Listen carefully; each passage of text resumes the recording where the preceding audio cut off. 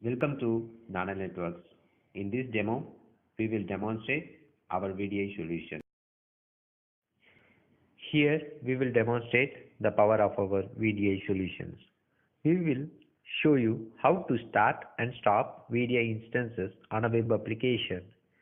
We will show you how to view a VDI instance over the web browser. This will be very handy in case if you want to debug an instance.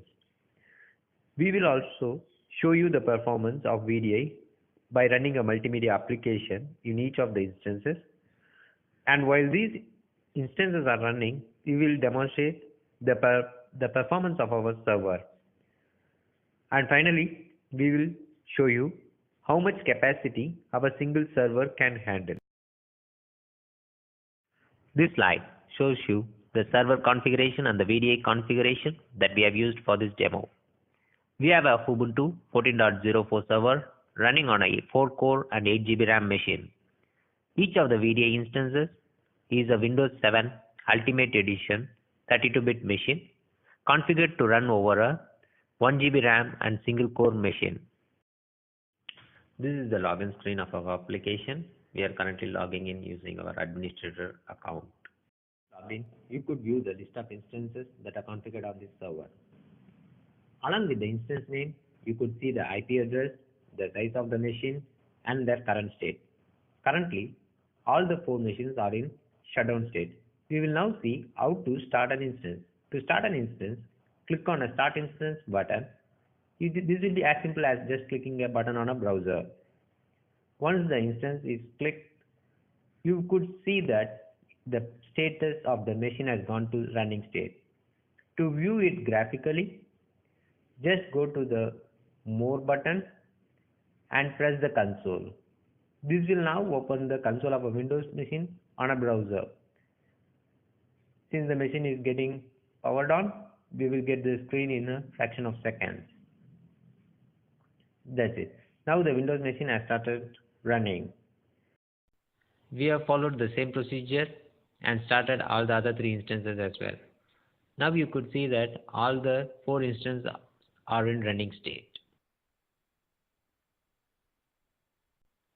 To demonstrate the power of our VDI solution for running the multimedia applications, we have remotely connected to all the 4 instances. We have altered the screen size so that we could fit all the 4 instances in a single screen, which would be helpful in viewing.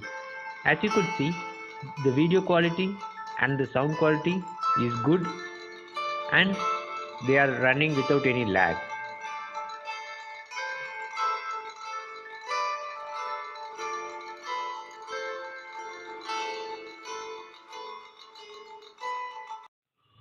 With all the 4 instances running, now we will see the performance of the server. Now you could see that the memory free is nearly 1 GB and we will see the CPU utilization, and the utilization is nothing more than 10%. So CPU is also very well underutilized.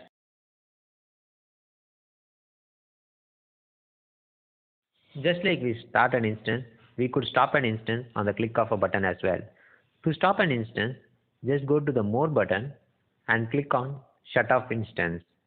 So this will send a shutdown signal to the VDI machine and the VDI machine will be powered off. Now as you could see, the power status has gone to shutdown.